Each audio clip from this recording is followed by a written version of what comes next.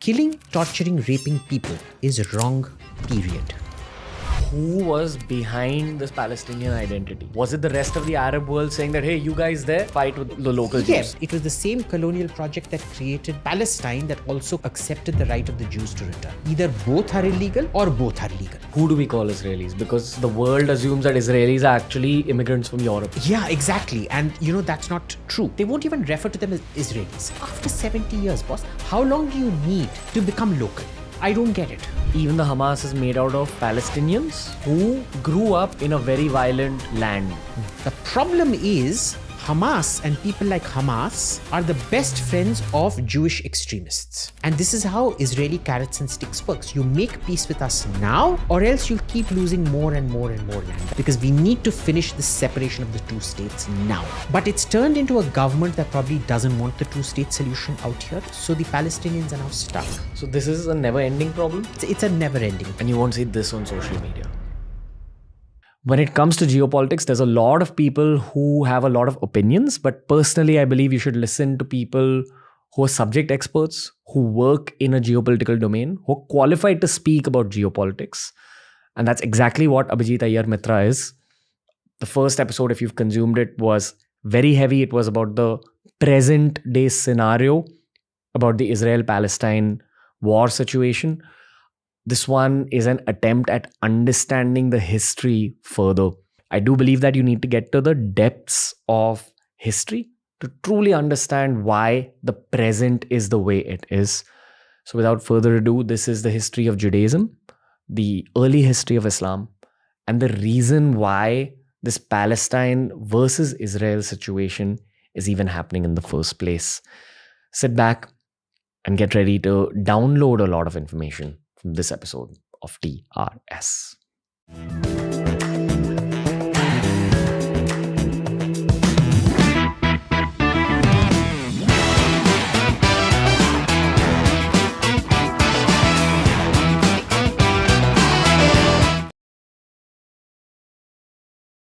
Okay, welcome to part 2 of this conversation. This one's going to be about the history of Israel as a landmass. We're going to cover the history of Judaism. We're going to cover the history of the whole Palestine conflict. We're going to go all the way up till 2023. I do recommend that you watch part 1 of the episode before you watch this particular conversation. AIM, we're talking about Israel. What's a right point to begin? I don't know what the right point to begin is, but I think we're going to venture into territory now that's going to get me unprecedented abuse and probably fatwas. So you also better prepare for that. But, it is what it is. We do what we have to. Okay. So maybe let's begin in ancient times, because that's all I know about this whole Israel conflict, that it's actually hundreds of thousands of years old. You have to understand what happened then to truly understand what happened now. So I'll let you take it forward from here. Bingo. Yeah. But it starts off with A, we will not acknowledge Israel. B, Israel is a colonial construct. We are the original inhabitants and Israel is a colonial construct. Therefore, we can't recognize it. And you are basically, it's like asking an Indian to say, you should accept British rule of India in perpetuity. See, it isn't. And this is where the history comes in, bad history comes in, which we'll discuss in the history section whenever you want to go there. Mm-hmm. So their arguments, I've never come across a cogent pro-Palestinian argument that is actually pro-Palestinian and anti-Hamas. There is always this equivalence. I think the best thing the Palestinians can do is follow Gandhi, because then there would be absolutely no moral equivalence. And this was the genius of Gandhi. He found the perfect tool, civil disobedience and peaceful protest, against a state that was based, the British Empire was based on the rule of law. Okay? Israel is a state based on the rule of law. The only reason Israel has gotten as much as it can is because the Palestinians never completely renounce violence. I mean, you can see the videos. In English, he'd say, we want peace. In Arabic, he'd be telling people, go kill a few Jews, bomb them, this and that, etc., etc. This is not the way nonviolence works. Either nonviolence is absolute or it doesn't exist. Right. And this is again Gandhi calling off the non-cooperation movement because of what happened. The Chauri Chaura, I think that was the police. They burnt the Chauri. They burnt the police station, and he called the entire thing off. Because see, there can be no, I am peaceful, but him going burning cops, I'm not going to condemn it. I'm just going to pretend that wasn't me. That was also me. Right. So this externalization, and not just externalization, also refused to condemn. You have to understand their victims. That is why they went and killed those 1,400 settlers, as they call them. They won't even refer to them as Israelis. They won't even refer to them as somebody who has a right to be out there. Okay? After 70 years, boss, how long do you need to become local? Okay? How long do you want to be called a refugee? I don't get it. I really don't get it. What do you do? And then there is Palestine's own extremely difficult history with its neighbors. You can also claim that Palestine is a colonial construct. Again, we'll come to that. But then you look at how the Palestinians have treated their own neighbors. In 1973, when the Yom Kippur War happened and Israel seized the whole of the Sinai Peninsula from Egypt, the Sinai Peninsula is about 2-3 times the size of Israel. So Israel suddenly became a country that was 3 times its previous size, if not more. In 1979, in return for peace, they gave the entire territory back to Egypt. Okay, in return for peace. The one piece that was not given back was Gaza. And do you know why? It's because the Egyptian president at the time, Anwar al-Sadat, he did not want Gaza back. It was too problematic for him, and the population there was too problematic for him to deal with. He did not want it back. He said, please keep it. I don't want it. So what will happen is in 1967, Israel conquered the whole of the Sinai Peninsula, and they conquered Gaza as well, which had been Egyptian till then. And so Israel became 3 times its size, because Sinai plus Gaza is at least twice the size of Israel. So Israel became 3 times its size. In 1973, after the Yom Kippur War, the Egyptians decided to start talking to the Israelis. And in 1979, peace was achieved, where Israel gives up 66% of the territory under its control. You tell me, assume Israel had annexed Sinai and it was one country now. Who gives up 2/3 of their territory to make peace? Well, it wasn't their territory, but assume it was. They gave it up. Okay. It was giving back to the Egyptians what was theirs. Why? Because we've signed a peace deal. Okay. Anwar al-Sadat, the president in 1979, did not want back Gaza. Even though Gaza had been under Egyptian control till 1967, he did not want it back because the problem, it was a highly radicalized, problematic strip of land. Okay. The same thing happened in Jordan.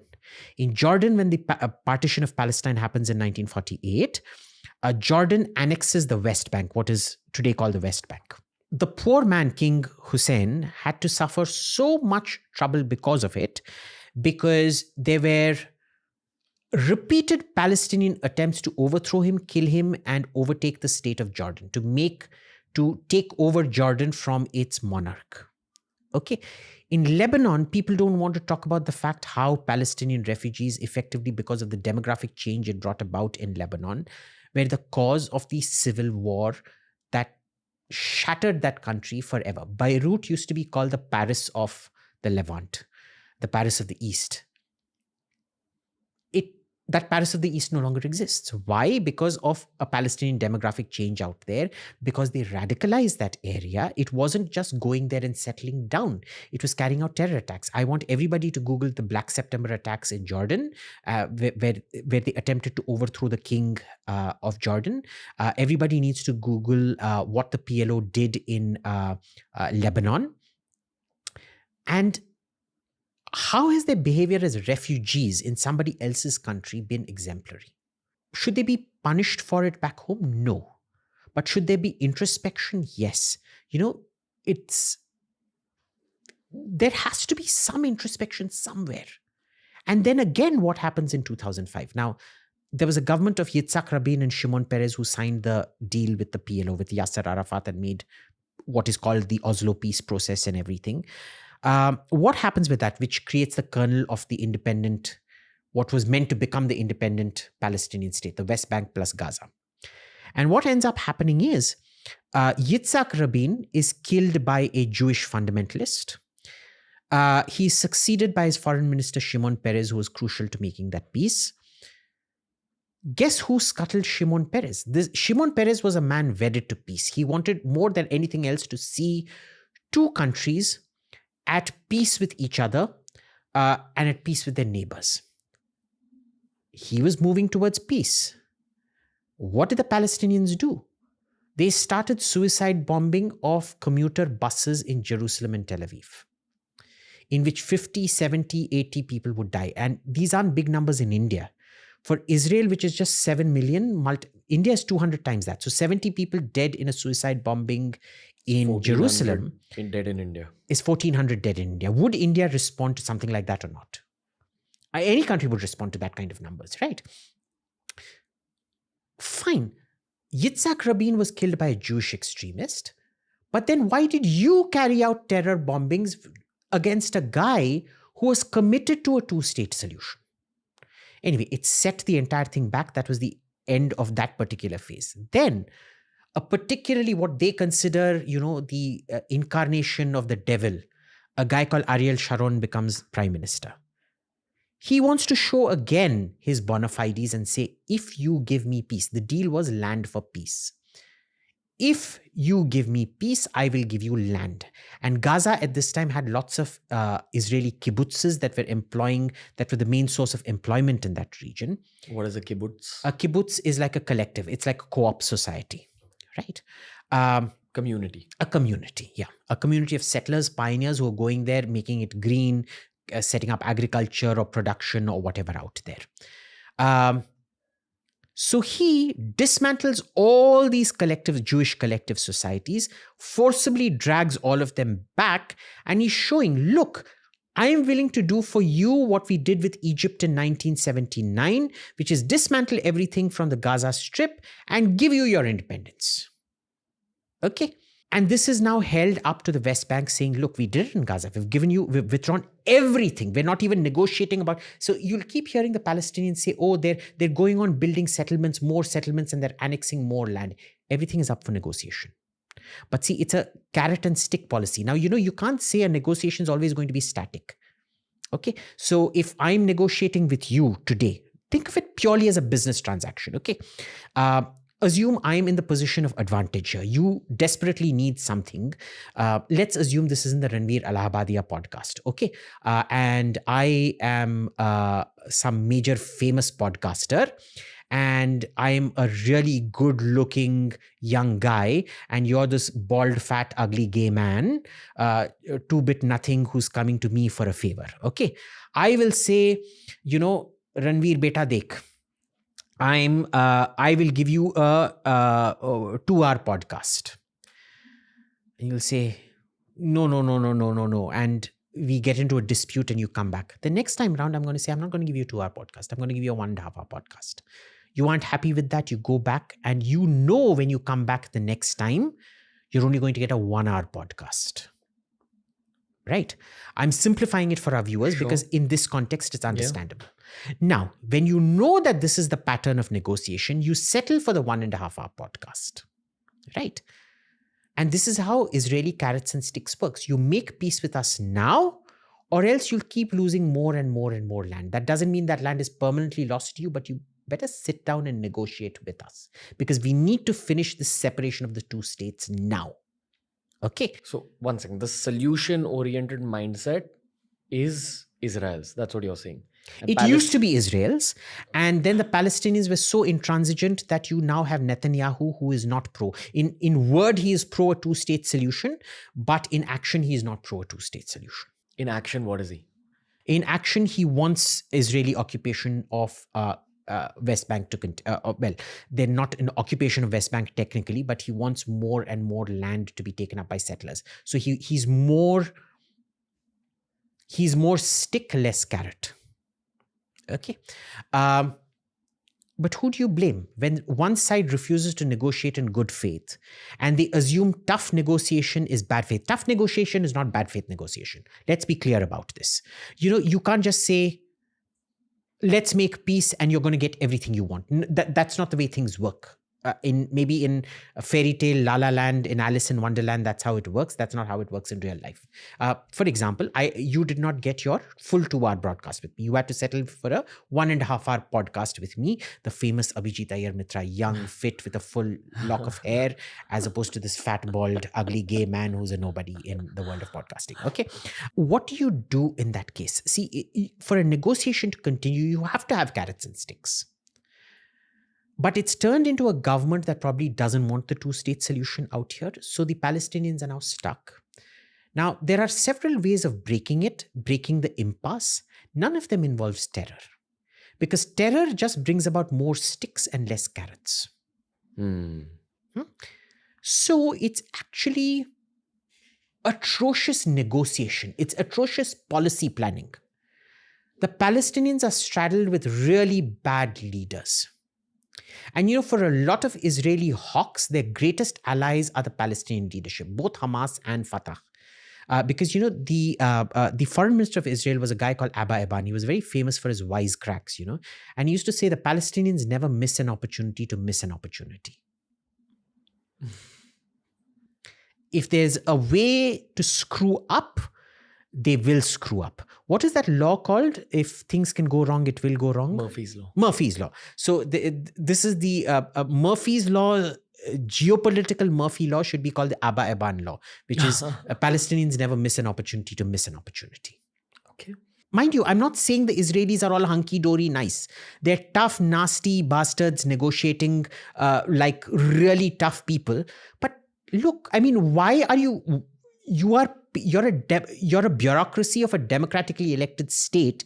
You are not elected for being Mother Teresa. You're not trained as a bureaucrat for being Mother Teresa. You are trained to protect every single inch and give as little as possible.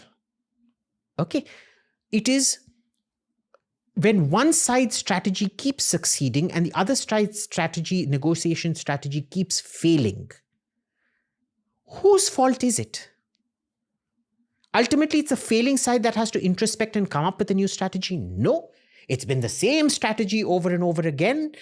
No change in the strategy. No change in violence. No change in negotiation. They know tomorrow some more Palestinian land in the West Bank is going to be seized and new settlements are going to come up. And they will still refuse to be happy with what they have. So this is a never-ending problem? It's a never-ending. I mean, that's what history also tells us, that it's quite literally never-ending. Yeah. So let's go back to that start of history. We don't need to get into the deep details of this whole Israel-Palestine historical conflict, but let's rush and explain up till World War II. Let's actually take it slightly back to classical antiquity. Because it's very important we understand. Actually, let's go back to the Bronze Age because it's very important we understand where we're coming from. I promise I'll keep it very short and that's fine. Sweet. Just give a year or like a century that you're talking. Okay, so say about 1177 BC. Okay. 3,177 years back plus 23, no? Yeah. So 23 plus 77 is 10... 3,200 years back. You have some brain, man. Okay. But anyway, go on. No, that's just basic arithmetic, bro. No. I sucked at maths, but arithmetic I can do. Thankfully, I'm not that stupid. I was like complimenting the retention of data. Achha. But go on. 1177 BC is the agreed date for the Bronze Age collapse. And one of the things about the Bronze Age collapse was in the Mediterranean, there was this whole bunch of people called the Sea People who destroy civilization after civilization. Ancient Greece was destroyed by them. That is the Greece of Homer and the Iliad and Troy and all of that. They destroy the Hittite Empire. They destroy all the Levantine states at that point of time. They almost succeed in destroying Egypt, but Egypt is the only civilization at that point that survives. Okay. One of the people out there are called the Pelaseth. Okay, we know them by name because of the Egyptian records. Some are called the Shardana, some are called the Pelaseth. The Shardana we think they came from Sardinia, hence Shardana. And Peleset, we believe, are the Palestinians. And the Bible refers to them as Pelistu or something like that. I'm sorry, I'm not very good with ancient Hebrew. Not that I know ancient Hebrew, it's just what I've read. And it was culturally very different to the hill tribes that were living there at that time. They had a very different pottery culture. They used to eat copious quantities of pork. And you had the hill culture around what is today called Jerusalem, where they did not eat pork, where the pottery culture was also slightly different, but then slowly cross-pollination happened. And the people of the hills ultimately ended up conquering the entire area. Okay. And after it was conquered, or some kind of political unity somehow was achieved, there was a split between the north and the south. Before, it was the coast and the hills. Then it became, after sort of cultural unity or conquering or whatever was achieved, there was a north-south split. This is geographical Israel. This is geographical Israel. We're just talking about Israel right now. So if you bring up a map of Israel, you'll see the coast was taken over by the Peleset, the sea people. We think that there's a good deal of evidence to show, because this is what the ancient Bible refers to them as, and it's also confirmed by what we see in the Egyptian historical record of Ramesses IV. Ramesses III, sorry. All these people were not Jewish. In those days, even the Jews weren't Jewish. They were just people living up in the hills near Jerusalem. Because see, Judaism itself, we'll discuss how it comes about. At this point, they were all polytheist pagans.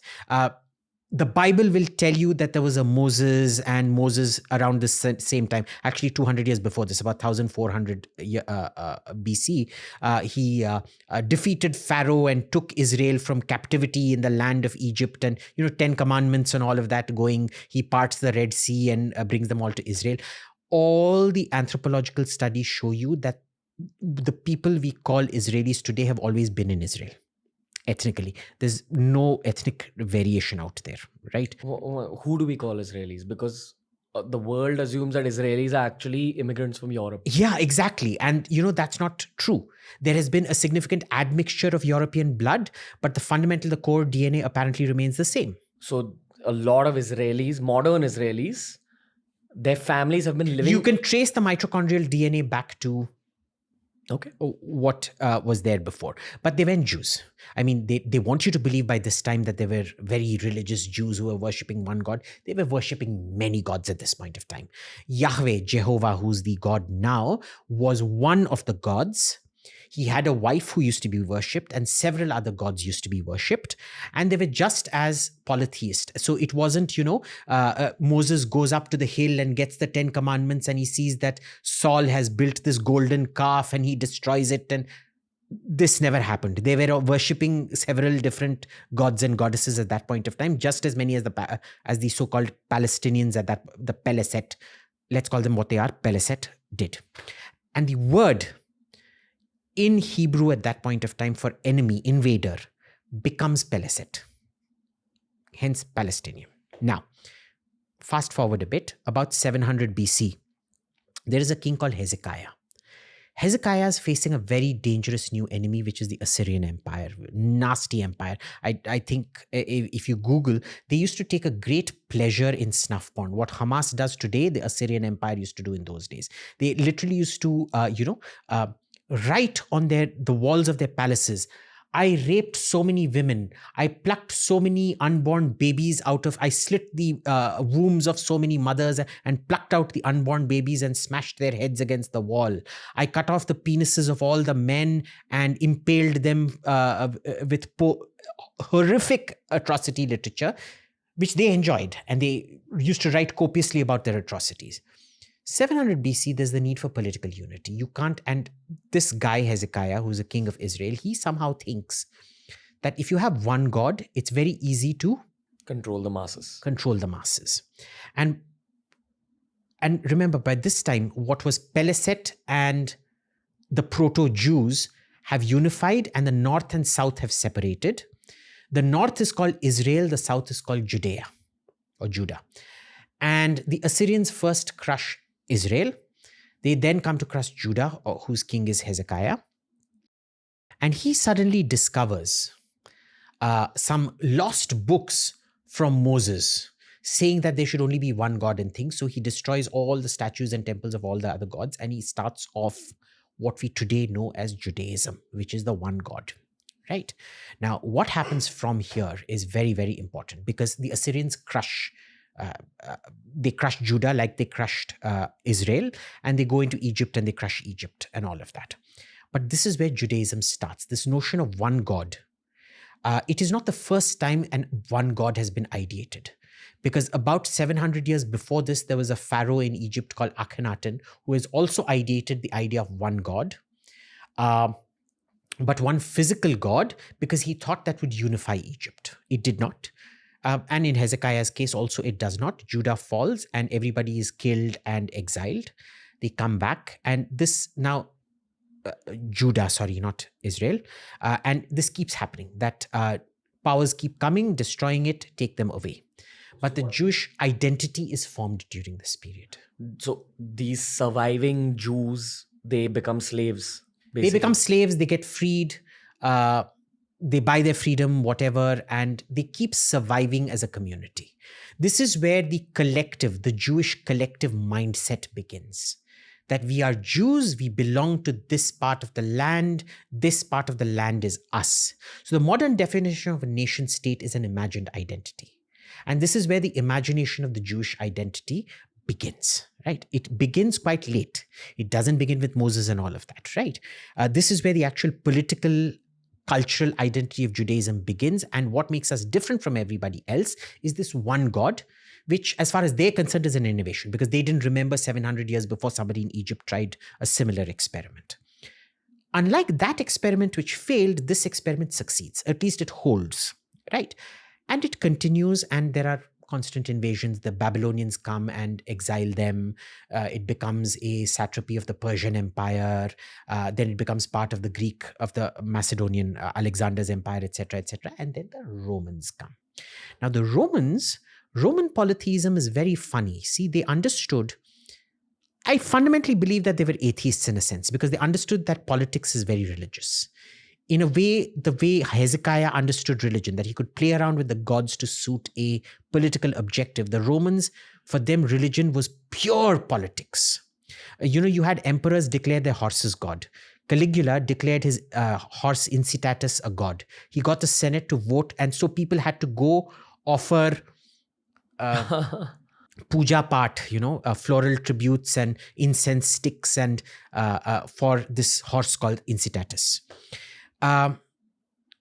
It is a kind of a proselytizing polytheism. Now, polytheism is seldom proselytizing, but because the Romans understood that religion is politics, it was a kind of a proselytizing religion in that sense. And what happens is they insist, you can worship your gods. You want to worship Jehovah at his temple in Jerusalem? Go ahead and do it. But you also need to be worshipping our gods. You have to show that you've integrated into the Roman Empire, which is a huge no-no for the Jews, because for 700 years now, they've been monotheists. All the initial resistance to it within Judea has been overcome. It is now uniformly, strictly monotheist. They can't even dream. Asherah is meant to be the wife of Jehovah in the early part. There is no mention of Asherah or anything like that anymore. It's blasphemy. You will get killed if you talk like that anymore. There is only the one God, Jehovah, who created all of us. His name is even too sacred. They will never use the word Yahweh. They'll say Eloi, Elachim, from where Allah comes, Lord. So that's where that comes. And this puts them in direct conflict with the Roman Empire. Okay. In 72, there is a huge rebellion which gets crushed by the Romans. A lot of people are killed. And then again, because none of the issues have been sorted out, how does a monotheist is very happy being himself and doing his own thing. He's happy with Roman rule. But the Romans insist that you have to keep coming and worshipping. You have to show loyalty by worshipping Caesar. Caesar is God. The emperor is God. You have to worship the emperor. They can't worship the emperor. They can be good citizens without worshiping. I mean, why do you have to worship the emperor? But the Romans required that. So, 72, the crushing by Emperor Vespasian is nasty. They demolish the temple. which is the sacred place, which is supposedly where the Ark of the Covenant that Moses brought, which we know Moses didn't exist and they didn't come from Egypt. They were always native to that particular land. But anyway, let's pretend for a minute. A lot of religion is make-believe, right? How do we know that Moses didn't exist? There's a lot of study that's been done. I'd recommend a book called, Unearthing the Past by a guy called Israel Finkelstein, who's done all the mathematics and computation and the archaeology and the DNA and all of that, that these people were always native to where they were. Right. Moses, they didn't come from Egypt. They were not in, this was again one of the inventions of Hezekiah in 700 BC, where, at that time, there were two big enemies. One was the Assyrians, but the other was an Egyptian pharaoh called Necho, Necho. And he invaded Judah in order to fight the Assyrians, or he was an ally of the Assyrians, I forget which one. And they wanted to create this kind of sob story which showed Egypt as the bad guy. So they concocted this whole story, we were slaves of the Egyptians and we defeated Pharaoh because they couldn't defeat Pharaoh. Pharaoh defeated them. So they wanted to create this bullshit story about how they defeated Pharaoh. And they transposed a fictitious story. They created a fictitious story 700 years back. Maybe 700 years back. I don't know exactly, but about, say, 700 years back. And that is why we know that they've always been native to that particular, that Jerusalem hill tract, basically. So what happens is, in 72 AD, the temple is destroyed and Jews are expelled from that area because they're considered a very problematic minority. And finally, they start coming back. They rebuild the temple, etc., minus the ark. A lot of people, of course, say the ark never existed and Hezekiah concocted it, basically. He made up something and he said, ye dekho. You remember, I don't know if you were too young, but you remember when Ganesha statues started drinking milk? I was too young. Okay, so you should Google that. Because Ganesha statues drinking milk became a huge thing. When I was about 20 years old, it started coming on TV that across India, people were holding up milk to Ganesha statues and they were drinking it or whatever. I've heard the story though. Urban legend. Yeah. And remember, there's a pre-industrial age which is full of myth and mystery and all of that. Like, oh my God, this was our history. We didn't know about it. And there's this ark which contains the 10 commandments, which we can't touch or open because God kills anybody who opens it or touches it, kind of thing. Concocted. Fine. But see, all foundational myths are just that. They're myths.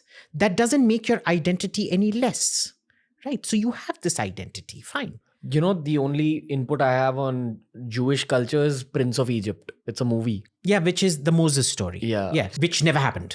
All my life, that's my image of Judaism. Yeah. And that Old Testament and all that. Right. And our image of ourselves in India is how the Sapta Sindhu becomes dry and this king called Bhagiratha starts moving east. He discovers the Ganges. He must have been a king, some tribal chief who came and discovered the Ganges, but they say he did penance and Lord Shiva then opened up from the locks of his hair and the Ganga started flowing down. We know the Ganga doesn't come from Lord Shiva's hair, but we want to believe that it comes from Lord Shiva's hair in Mount Kailash. It is also fictitious, but it is our foundational myth. And I will go to Mount Kailash and I will worship out there because it is crucial to my identity. I know as a logical person, there is no gentleman sitting on top of that and there is a river coming down. And similarly for the Jew, he believes that there was a Moses. He doesn't even have to believe that, but that is his foundational myth, right? So 72 May, after the dispersal and everything, the Romans then start allowing them back.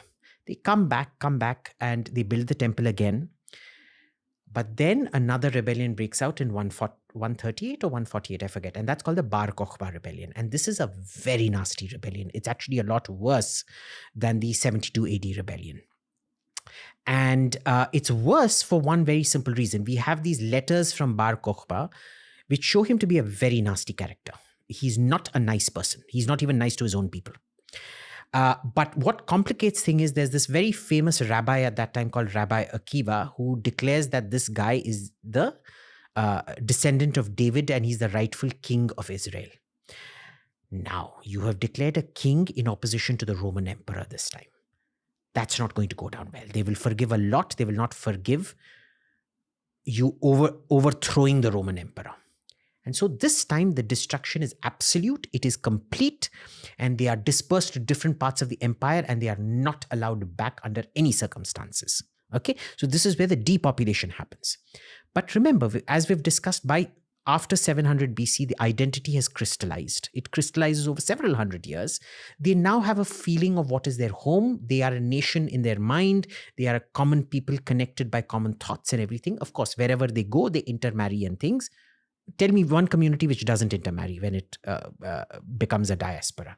What's happening in the region of geographical Israel? So in the region, it becomes, and this is very important, this is where the Romans, who were very good at studying the subject population's history, they study their history.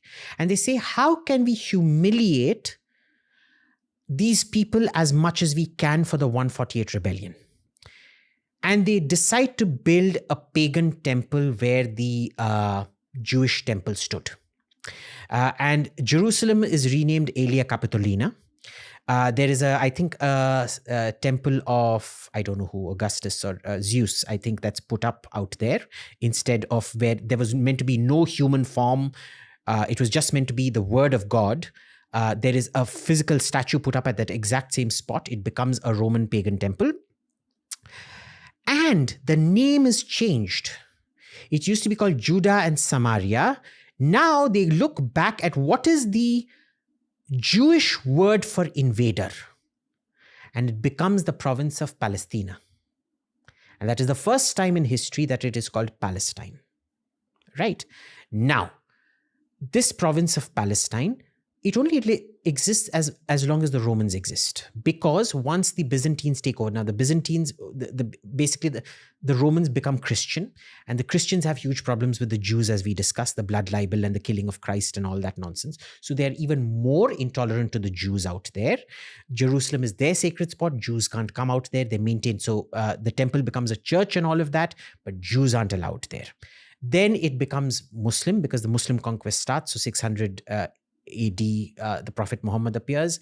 The Arab conquests begin. The Christian church is converted to a mosque, which is that the blue building with the golden thing called the Dome of the Rock and things like that. And here's the problem. The province of Palestine, the Roman province of Palestine, was very short-lived because it was split up several times. And if you look at the history of that area, it has never been historically called Palestine except briefly under Roman rule. It was called various different things, the province of Syria, the province of Antioch, the province of Palmyra, this and that. Under the Turks, when they came, it was called the Eyalet. It was divided up. So there were different divisions of the Ottoman Empire, for example. So it would be a Mustafiret was direct rule from Istanbul, and Eyalet or a Beyer Beylik was kind of a governor appointed. It was Hama, Aleppo, the Mustafiret of Jerusalem, or as they call it, Al-Quds and things. There was never called Palestine. Even a Palestinian identity. I challenge anybody viewing this to tell me one Arab leader before the 20th century who's been identified as Palestinian. We know, for example, Salahuddin, the great hero of the Crusades and whatever, Salahuddin Ayyubi, was a Kurd. He was Kurdish.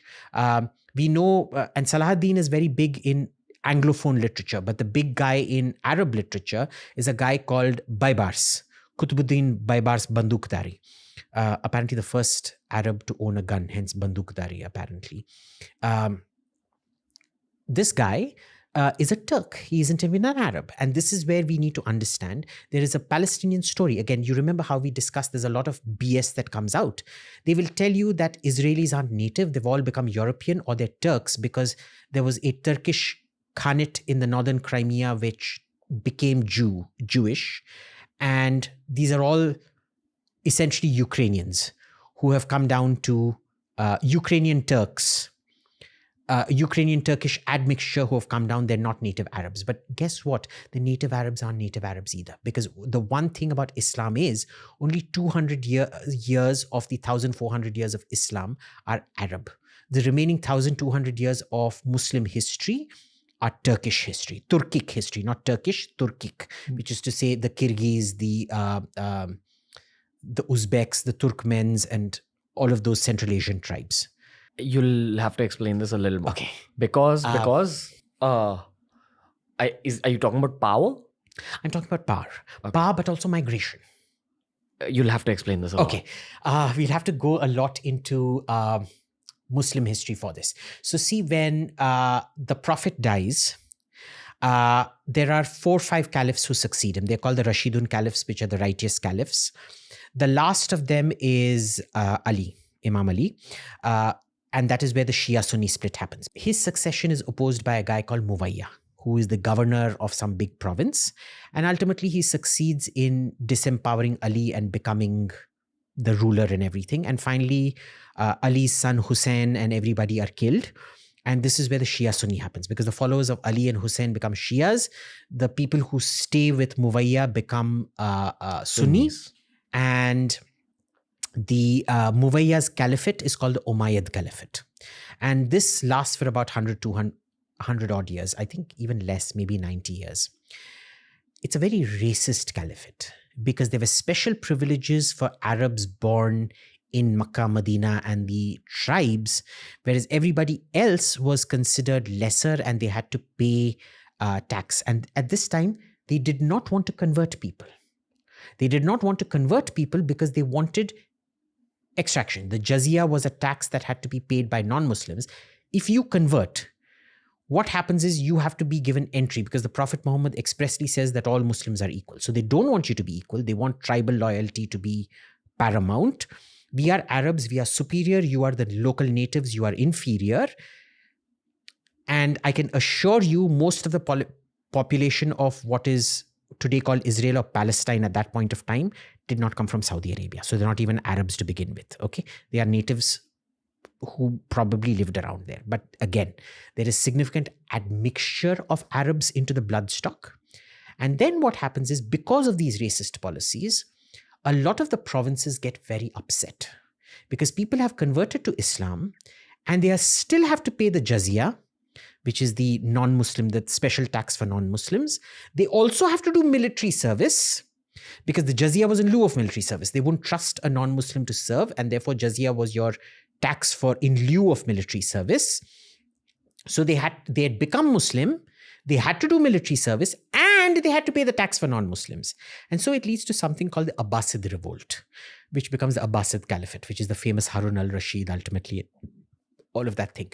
But the Abbasid revolt starts in Persia, is masterminded by Persians, but a lot of Turks, because at this point there is a concept in Iran, what is today modern day Iran, of Iran and Turan.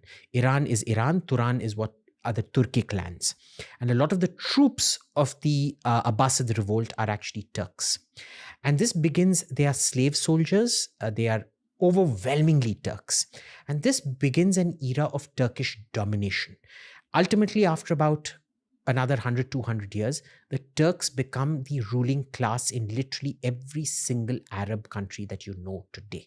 Okay, in Syria, in Palestine, in Lebanon, in what is today called Turkey, in Iran, in Iraq, in India, in Egypt, everywhere. Remember, India was Islamicized by the Turks. It wasn't Islamicized by the Arabs, right? In Egypt, even in North Africa, they become the Turks become the ruling class. All the great crusader lords, not one of them was Arab. They were all Turks. Okay, so when you're saying Turks, you're referencing the people from the geographical region from of modern Central day. Asia. Let's just call them. They were all Central Asians. Not just Turkey. Not just Turkey. Turkey is named Turkey after the Turks. The Turks of Turkey originally came from Central Asia. Gotcha. These are all Mongoloid tribes from Central Asia that come here. But if you go to Turkey today, they don't look even remotely Mongol, right? Why is that? And yet they speak a sort of Mongol-related language, a Turco-Mongol language. Why? Because they came, they conquered, like Caesar said, I came, I saw, I conquered, veni, vidi, vici. They do that. They are the ruling class, they intermarry, they mix with the local population. It's a very heterogeneous society, which is what all societies are. Even Indians are an extremely heterogeneous society. So there's a huge amount of Turkish blood in the Levantine blood. There's a huge amount of Arab admixture in the blood. There's a whole amount of local, endogamous societies mixing their blood out there. So if you're going to say the Jews are actually, Ukraino-Turks, buddy, guess what? You're also just as much Ukraino-Turks because there were a lot of those people coming there and ruling over you for 1,200 years. The Ottoman Empire was a Central Asian empire, which didn't look Central Asian anymore because they married into all the local populations and things like that. And this entire period, for 1,400 years almost, there is no political entity called Palestine. There is no king of Palestine. There has never been a king of Palestine. There has never been a ruler of Palestine per se, because it was variously called different province names by different things. It wasn't. The first mention of Palestine. Now let's fast forward to the 20th century, say about 1860 when the Tanzimat reforms happened. I'm not going to go into the Tanzimat reforms, but they're the governmental reforms of the Ottoman Empire, because at this time, the Ottomans have ruled that area for about 300 years. There is no such thing as a Syrian identity. There is no such thing as a Lebanese identity. There is no such thing as a Jordanian identity.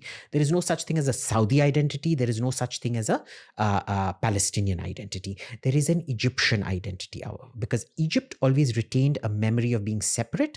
It was always considered it was always named the province of Egypt. It was always mentally, they always thought of themselves as Egyptian. Okay. So what happens is the Ottomans, it's split up into the Mustafiret of Al-Quds, which is under direct rule, which is to say Jerusalem under direct rule from the Ottoman Empire. And the rest are Hama, the province of Hama, the province of Aleppo, the province of Lebanon, they did create a province of Lebanon. Not that the Lebanese considered themselves Lebanon. If you look at that Lebanon, it's actually different from the Lebanon we know today. Thoda sa overlap, a little bit of overlap, but not much. And you have this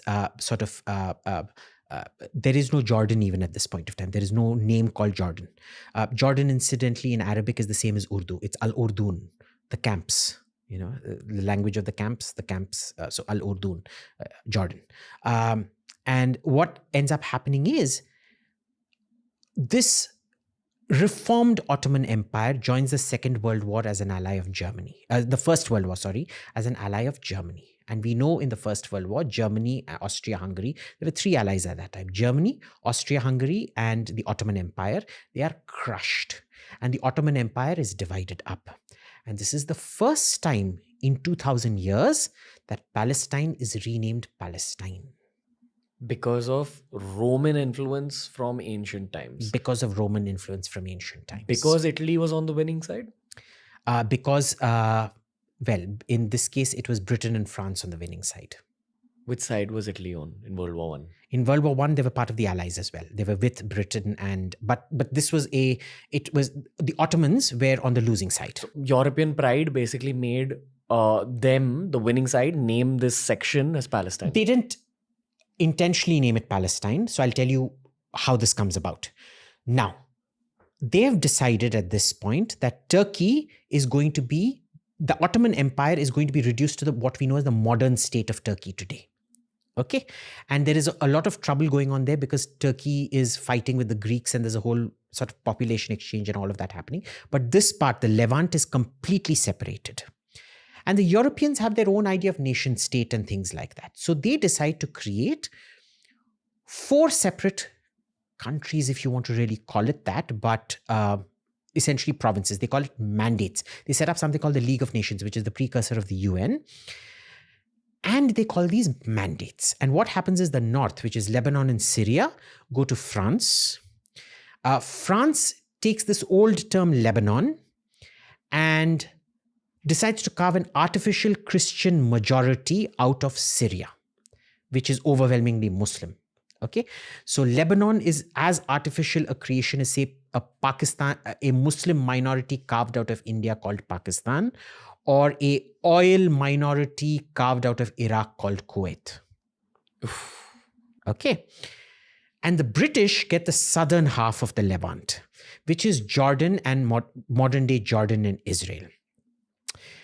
Now, remember, all modern European states, they consider Latin to be the language of learning at this point. There's still classical education. Like, you've been to America and Britain and things. Why is it that all public buildings are Latin? Because they love to see themselves as, Roman Empire. Everything is back to Roman Empire. What did the Romans call this place? Palestine. We're going to call it Palestine again. And this is where this Palestine is created. Now, the problem is, this is where the Palestinian identity comes. Okay, that the notion that there is a Palestine out here. And it is a conference called the San Remo Conference, which is where these mandates are decided. The French mandate of Syria and Lebanon, the British mandate of Jordan and Palestine. And that is where they decide to create new countries and new provinces like they did. Like 90% of the borders in Africa are apparently straight lines because they were carved by Europeans on a map. And that is why these lines are also carved up. They're geography. There's the Jordan River running here. So this is Cisjordan and this is Transjordan. So the Transjordan becomes Palestine and etc. etc. Syria has long straight borders. If you actually go to the map and check, Iraq and Syria have long straight borders. Iraq and Saudi Arabia have long straight borders. Who created all of these? The colonial powers. White boys. White boys, exactly. Now, during this period, what has been happening is, from the 1860s onwards, there's a chap called Theodor Herzl in Europe. There has been a slow increase of, they feel an increase of anti-Semitism, and there's an affair called the Dreyfus Affair, who's a French army officer who's scapegoated for a crime he did not commit, and they all see this as anti-Semitism. So a sort of Jewish, a need. They felt that anti-Semitism was over in Europe because it had already been 100 years since the emancipation of Jews, where they were not required to live in ghettos.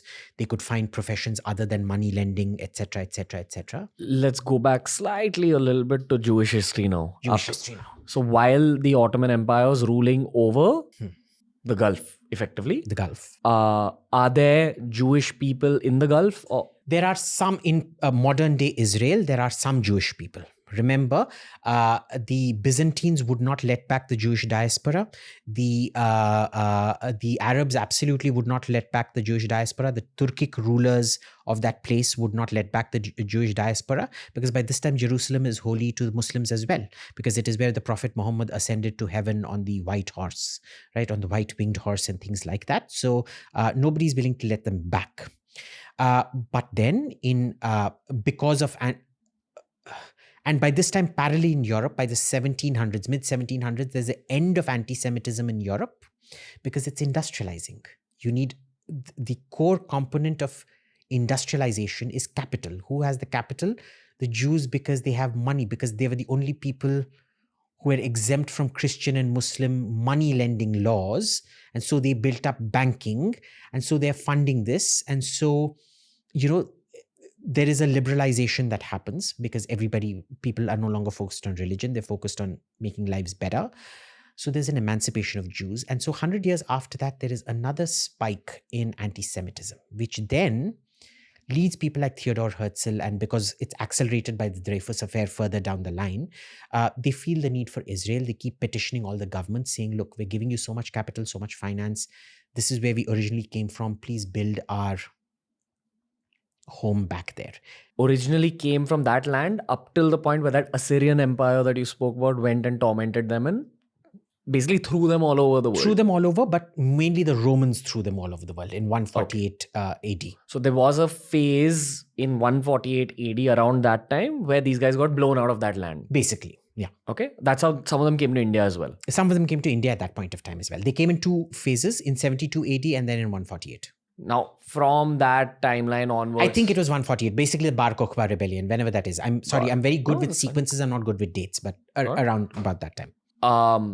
So literally up to 1945, which is the end of World War II, the entire Jewish population, some of them are in modern day Israel. In modern day Israel in small numbers. Got it. Okay. But the rest of them are in Europe and all over the world? Europe, all over the world. Lots of them are in Arab countries, in Egypt, in Yemen, lots in Baghdad. In fact, the third wave of immigration into India, the Sassoons, you have the Sassoon library and the Sassoon docks not far from where we are right now, where Baghdadi Jews who moved to India. Got it. Okay. And it's part of that family that created Vidal Sassoon, the hair products. I don't have hair, so I don't use it, but you might have used Vidal Sassoon hair products. Same family, apparently. Okay. So there's a Bombay connection to this as well. Yeah. Bombay has its own Jewish, yeah. And there's the lovely synagogue in Kala Ghoda. Yeah.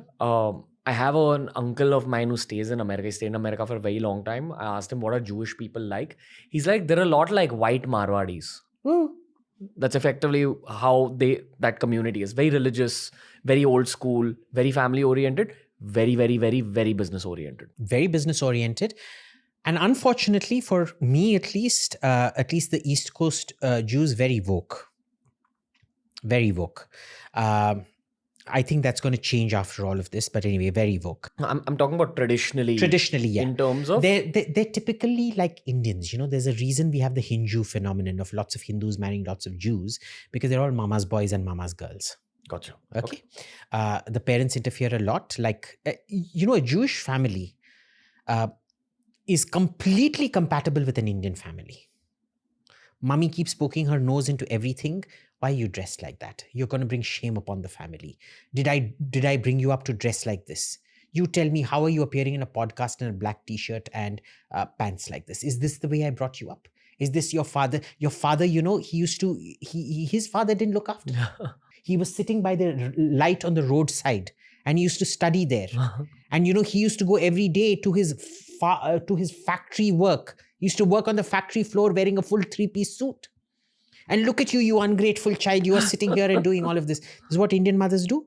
This is also the stereotype of the Jewish mother. You implant hustle into the kid. Basically, right?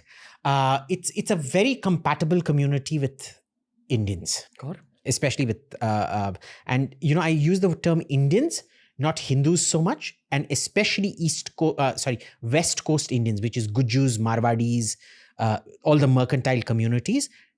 Similar.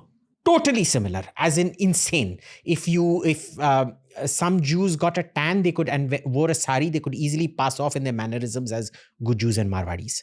And it doesn't matter, Hindu, Muslim, same this thing, right? So all those Guju, Marwadi, all the West Coast Indian stereotypes, just go and apply it out there. Of course, there's a bit of hyperbole and exaggeration with stereotyping, but it's a fun stereotype, and there is always a kind of a root. There is some truth always in a stereotype of some kind. Yeah, 100%. So these guys retained this kind of very peculiar culture over that entire phase of being thrown out of Israel and the Gulf. Right.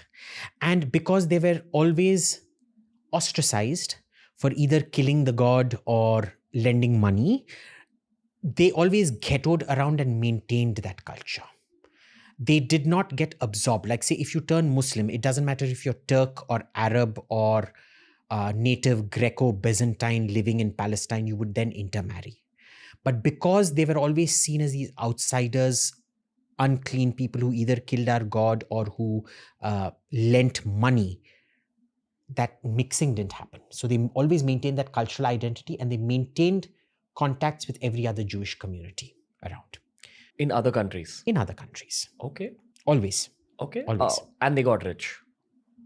Yes, because they were the only people who were allowed to do banking. Okay. A good Christian and a good Muslim do not do banking. So they funded the entire industrial revolution in Europe? Correct. Okay. And now we're at World War I? And now we're at World War I. Okay. Okay. And now they have accumulated a significant amount of power without being pogromed every time. Because, you can't be borrowing capital for industrialization and then killing off your lender, because then nobody's going to lend money to you anymore, because what happened to the guy before will happen to you. You can't do that. The crucial element of industrialization is a stable regulatory and security environment.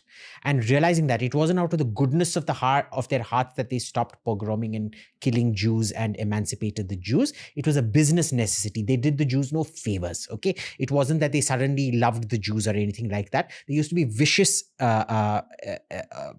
anti-Semitism, Jew-phobia, whatever you want to call it. It was just not translated into pogroms and things like that. But a set of anti-Semitic events, and ultimately leading up to the Dreyfus affair in France, convinced them that anti-Semitism was real and we need to go back to our original homeland. Now, World War I ends, Ottoman Empire is defeated, Ottoman Levant, which includes modern-day Israel, is partitioned. And the same San Remo conference that for the first time reestablishes a state called Palestine, or rather a province called, a mandate called Palestine, also accepts something called the Balfour Declaration, which is the right of the Jews to return to their homeland. So here's the problem. When you call Israel a colonial project, sure, except it was the same colonial project that created Palestine that also accepted the right of the Jews to return. Either both are illegal or both are legal. You can't just pick and choose what you want, right? Now, in line with that, from the 20s to the 30s, there is significant Jewish immigration from Europe to Palestine. Okay, to mandatory, we call it mandatory Palestine because it was given as a mandate to the British. It causes trouble out there because the Jews are bringing in capital and they're turning the desert green. They're getting into farming, they're setting up jobs, they're setting up factories, they're setting up things. So when the Peel report comes out in the 30s, it shows that Jewish immigration is leading to an economic boom in the region, but because it threatens all the old feudal power structures who don't want, because the moment a guy has a job to go to, he isn't going to come fight for you, he isn't going to pay his taxes to you, because what are you providing? The state provides everything for you because it's a modern state. You're paying taxes to the British, you're not getting money.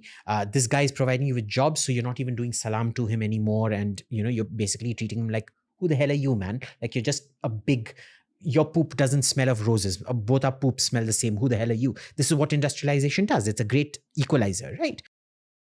It leads to a lot of social tension, a lot of rioting, and a lot of both-way rioting. Everybody's killing everybody else kind of thing.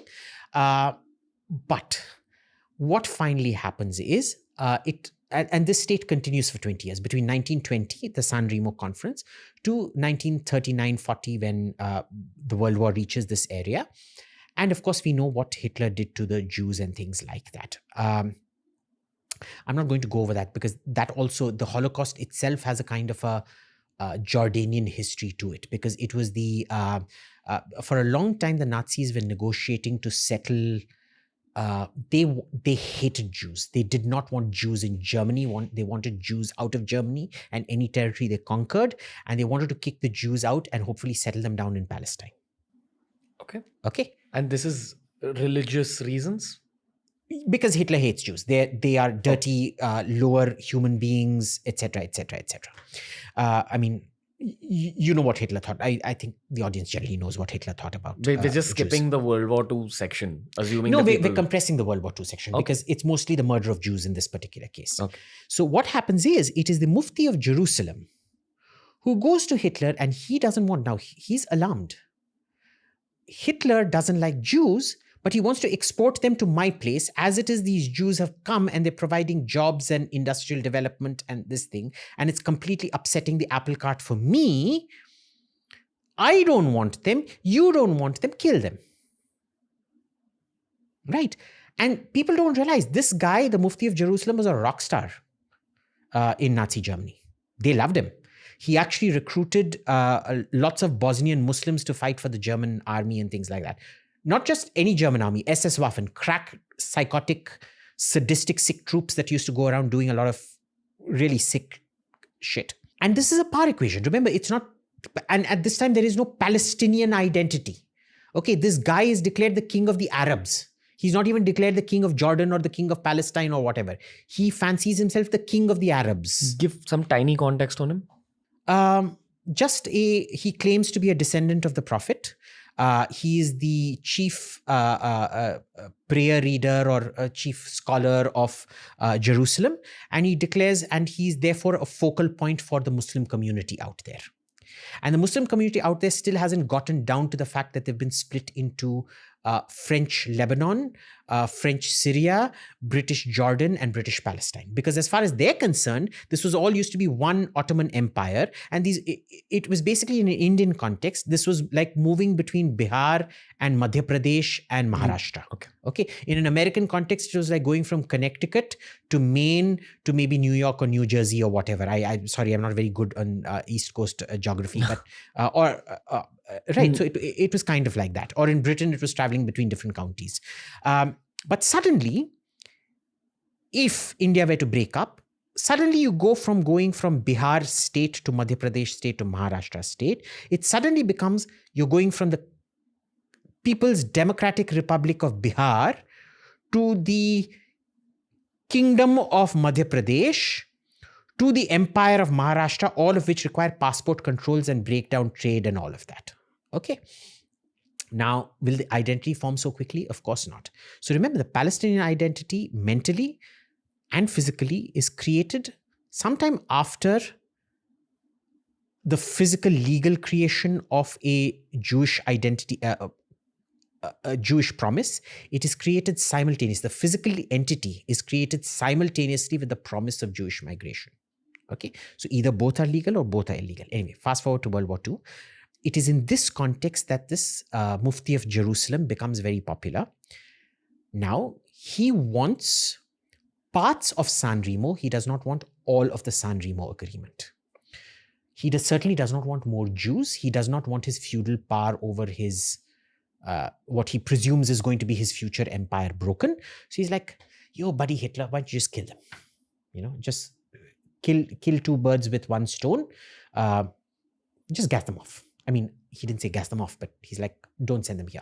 You're creating problems for me. And he shows his worth by recruiting Bosniak Muslim soldiers for the Waffen-SS. So he's actually giving tangible returns to Hitler. Now, again, Germany gets defeated. Hitler gets defeated. And what do you have out here? You have a guy who literally collaborated with Hitler, who is representing the Arab cause, and now they need to clearly separate. All colonial rule comes to an end at the end of World War II, within about 10, 15 years of World War II, sometimes almost immediately after World War II.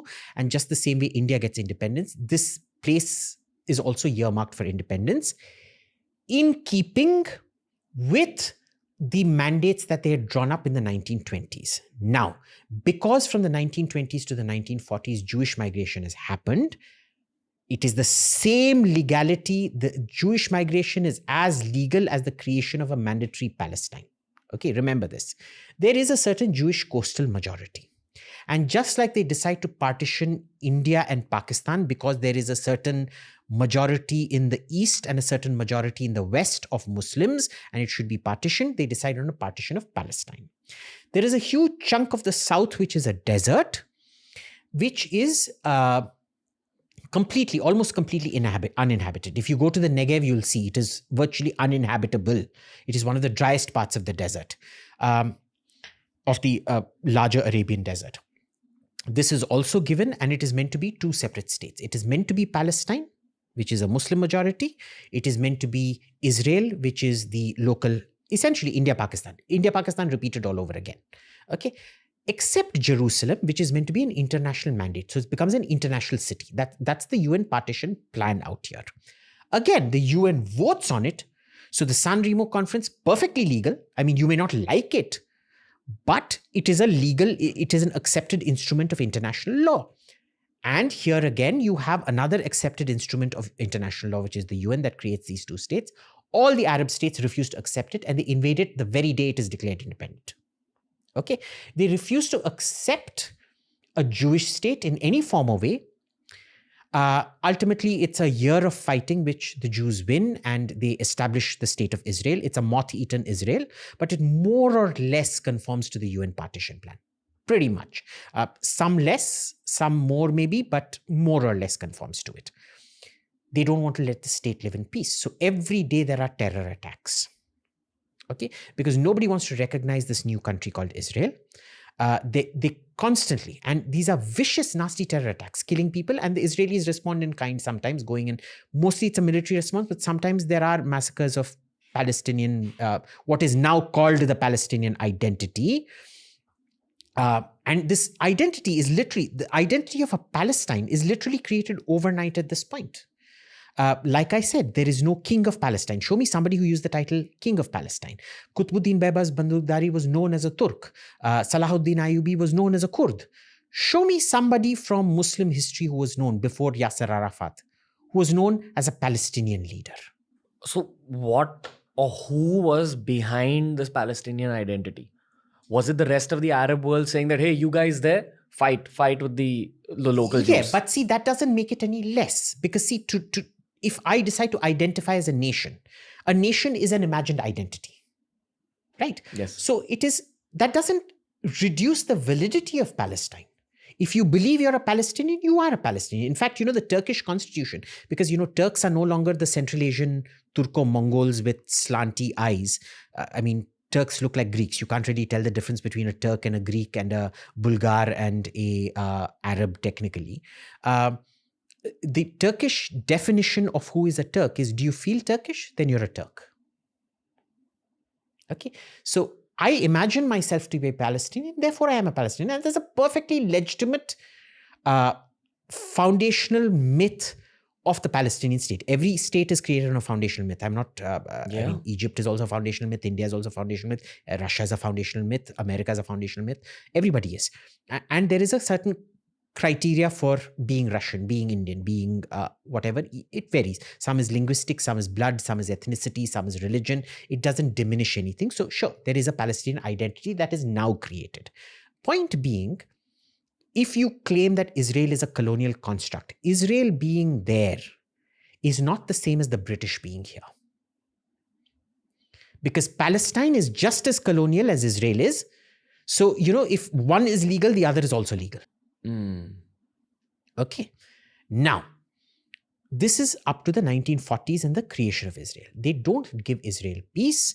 So finally, what happens is you constantly have wars and terror attacks and whatnot constantly happening out there. In the 67 war, Israel crushes all its Arab neighbors very, very, very decisively. Right? It destroys them, it destroys them insanely. It captures the entire West Bank. Before that, the West Bank was annexed by Jordan because the Jordanian king had great ambitions to kick all the Jews into the sea and take over, reunite Transjordan and Cisjordan. He realizes it's foolish because all his troops get killed off, his tanks are destroyed, his entire air force is destroyed, and the whole of the West Bank of the Jordan River is captured and occupied by Israel, just like the Gaza Strip is now. Okay. And this is the second part of the Palestinian identity, because Gaza, initially they saw it as Egyptian. West Bank was initially seen as Jordanian, and they wanted to overtake the entire thing. Okay? Everybody was in it for more land for themselves. They didn't want an independent Palestine, really. None of them wanted it. They parrot all of this out because it has to kind of stick to the UN partition plan. Egypt wanted it to be Egyptian, Jordan wanted it to be Jordanian, and you want proof of this is something called the United Arab Republic. Have you heard of the United Arab Republic? I think everybody's forgotten. So, for a brief period, Egypt and Syria decide to unite under Nasser. And the Syrian-Egyptian Union in the 1960s was called the United Arab Republic. It was a disaster because it became colonial rule of Syria by Egypt. And ultimately, there was an officers' coup where they kicked out all the Egyptians and Syria became independent again. So Nasser was essentially colonizing Syria in a way, which is exactly what he wanted to do with Palestine as well. Huh?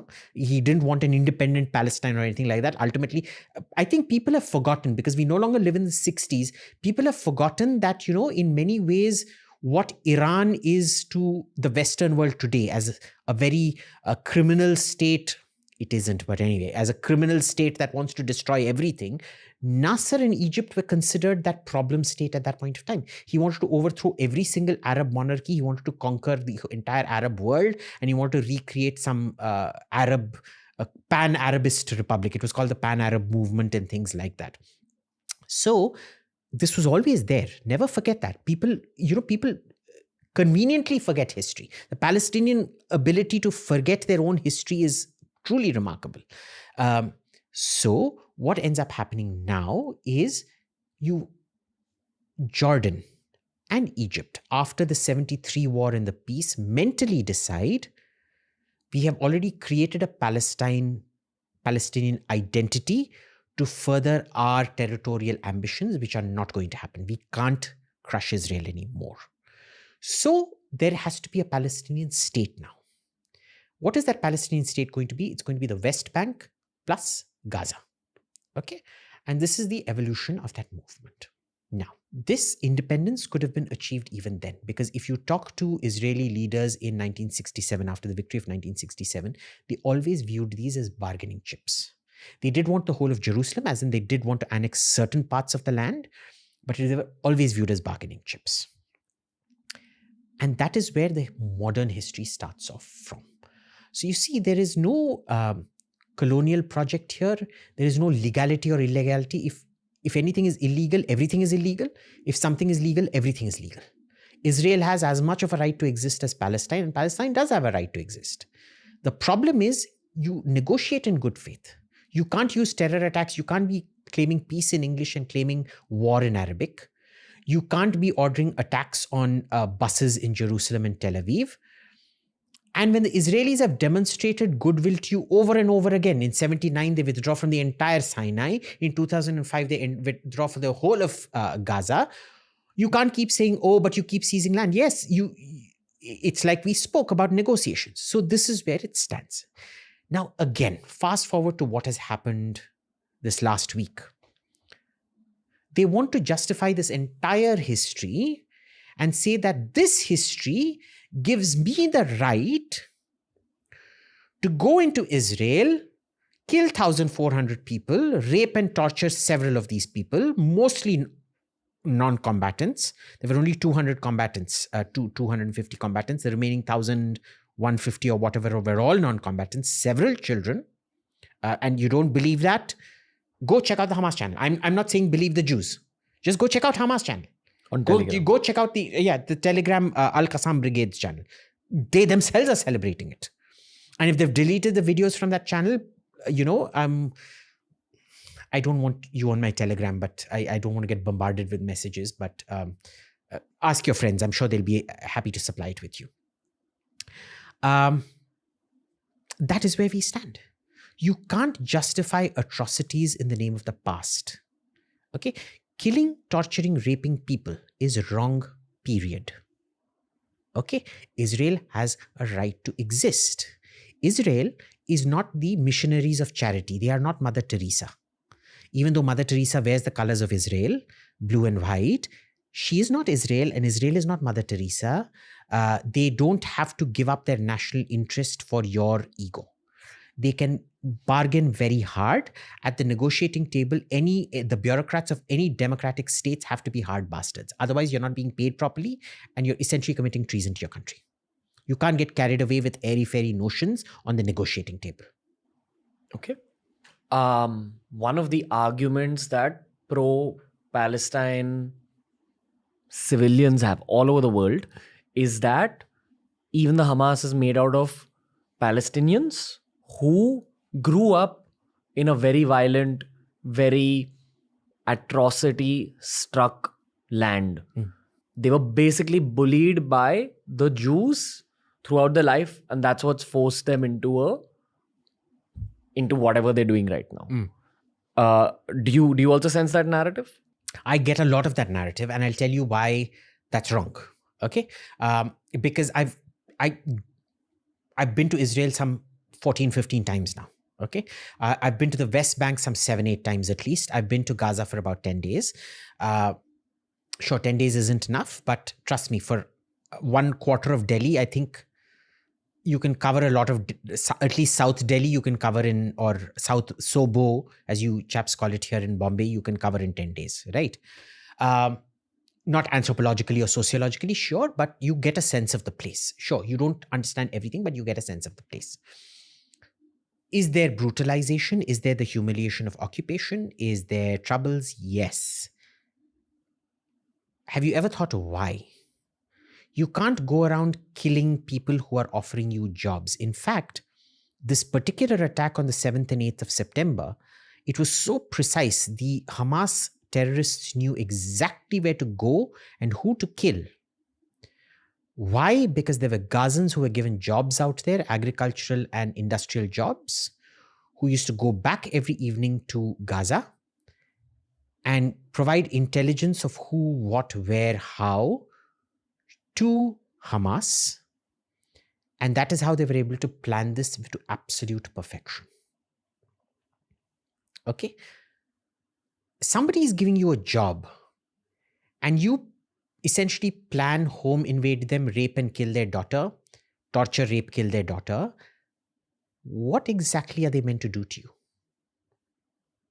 At some point you have to cut off. Israel is a country that runs internally by the rule of laws. Okay? And this is where there is a need for Gandhiism. I can tell you honestly, for all the right-wing, ultra-right-wing, nasty Jews who absolutely don't want a Palestinian state or whatever, if the Palestinians adopted civil disobedience and non-violence, that would be their nightmare come true. The problem is Hamas and people like Hamas are the best friends of Jewish extremists. There is reason for Jewish extremists to believe in whatever they believe in. Exactly. Okay. These two are completely one set. The worst fears on the Jewish side are validated by Hamas. This is why I say Hamas, supporting Hamas, refusing to condemn Hamas is the most Islamophobic thing you can do, because at least Israel is doing it to somebody else. These people are doing it to their own people. These guys are next level nasty.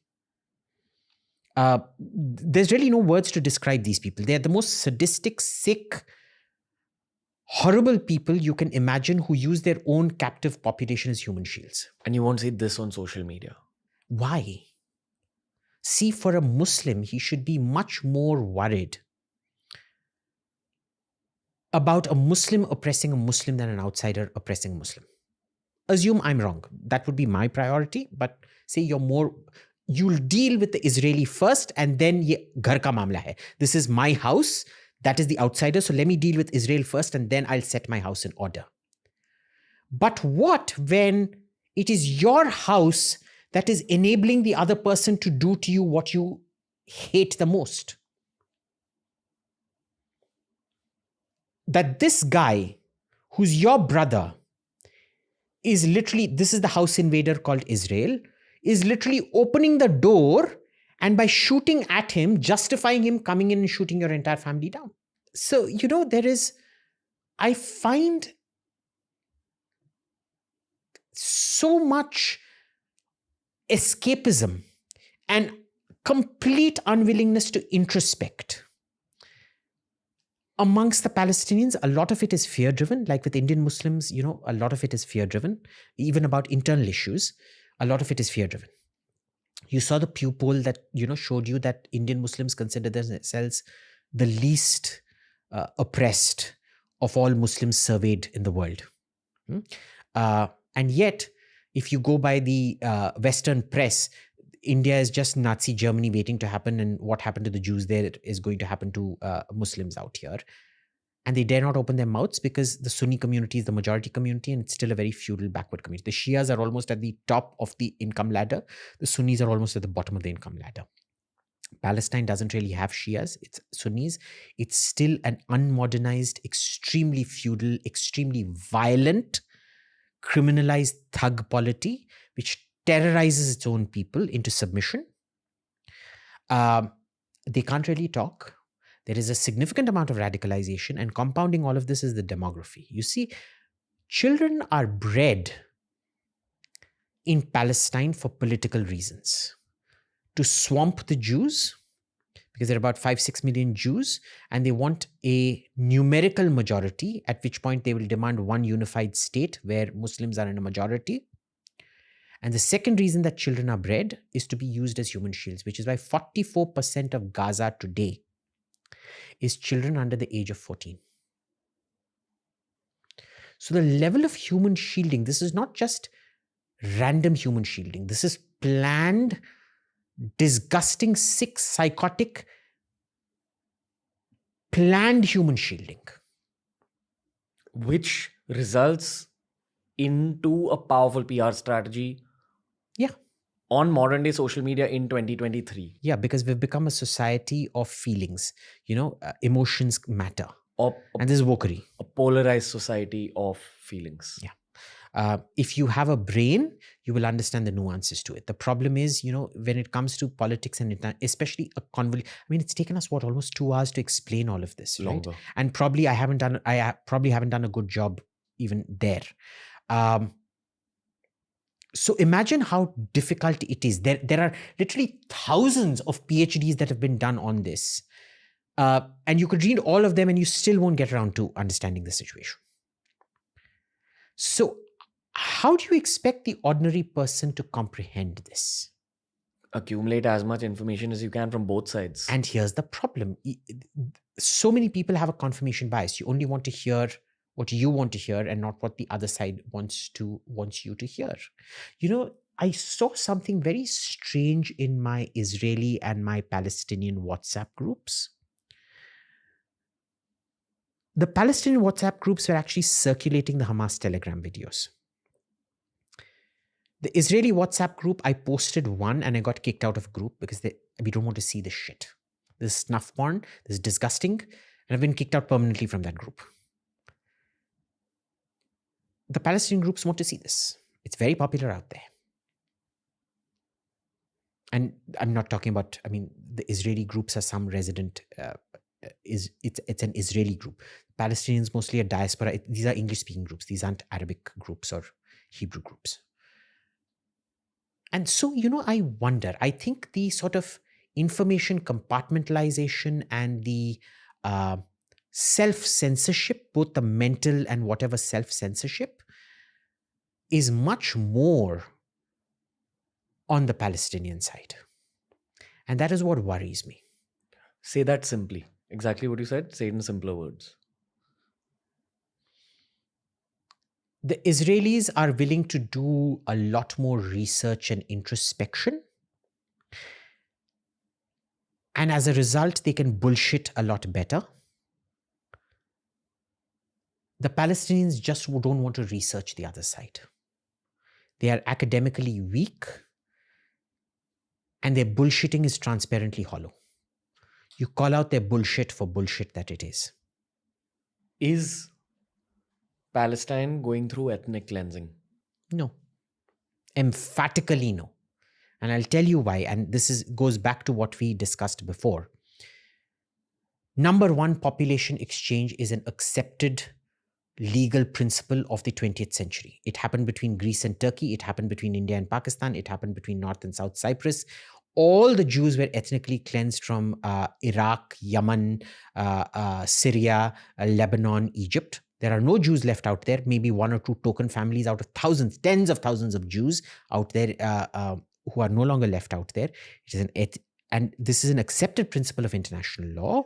It is just as legal as the San Remo Accords. It is just as legal as the UN Partition of Palestine resolution that you accept. It is an accepted principle of population exchange, number one. Number two, ethnic cleansing, no, because Israel has 1.5 million Muslim citizens of Israel. Outside of Gaza and the Western Outside of Gaza and Israel proper. Yeah.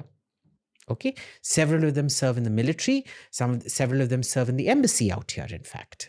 In Delhi. I don't know the guys in the Bombay consulate, but there are.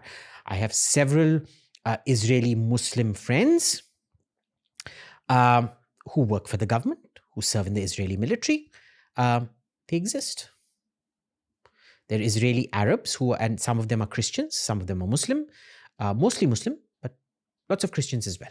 What do your Muslim Israeli friends say about this whole thing?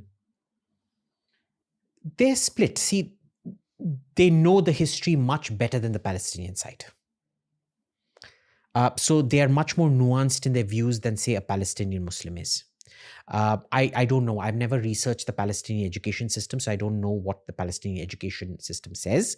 I presume it's like the Pakistani education system, which gives you an extremely convoluted view of history. And of course, they get very hurt when they see these images. Some of them do blame Israel, but a vast majority of them are like, what the hell are we meant to do? Are we meant to just allow ourselves to get killed like this? And there are, of course, several people who also accept the Palestinian argument and refuse to condemn Hamas. All I can say is, if I have faltered as a podcaster, or if you want to see AIM again on the show, drop your comments under these podcasts. By the time the second one is released, I'm sure the first one has got people talking. The beauty of a podcast is that while this may not be relevant 20 years later, it's a big part of culture right now. My attempt is always to bring forward lots of different kinds of narratives. So you guys in the comment section are a very big part of the creative aspect of the show. Tell me what you thought of this. I'd actually especially love to hear some pro-Palestine opinions in the comments after these 2 episodes have been consumed by you. And hopefully be brought on for a 3-way discussion on this. And I'm sorry if you've been offended, but I'm not sorry at all. I'm not here to massage your ego and to reinforce your delusional self-image. I'm here to give you a nasty truth bomb. AM, thank you for these 2 episodes. Thank you so much. It was entirely my pleasure. I wish it was under better circumstances. We're facing a tragedy, but it is what it is. So this was our 2-part special on the Israel-Palestine war situation. Again, as a podcaster, I just hope I did justice. Of course, there's going to be listeners who will think that this entire conversation was tilting in the favor of Israel much more. My job as a podcaster is to make subject experts sit in front of me and extract the depths of their opinion. The one thing I can definitely tell you is that Abhijit Iyer-Mitra is not anti-Muslim. He's not anti-Semitic. He doesn't allow religion or his own emotions to get in the way of his logic, his studies, and he definitely doesn't allow his emotion to become a part of his opinion, which is why I personally respect him. I'm still a student. I'm still trying to get to the depths of this issue. So if you feel I could have done something better in this podcast, or if you do not agree with what AIM had to say, please tell us in the comment section. The joy of podcasting is that it's a continuous process. I know there's a lot of viewers who may not have liked both these episodes. We're open to the feedback. We're open to bringing on guests that you recommend. So please, let's get to the depths of geopolitical understanding and let's get to the depths of truth. This was a special conversation with AIM, and TRS is going to be back very soon with a lot more geopolitical chats. Thank you all for listening. Tell us how we can get better.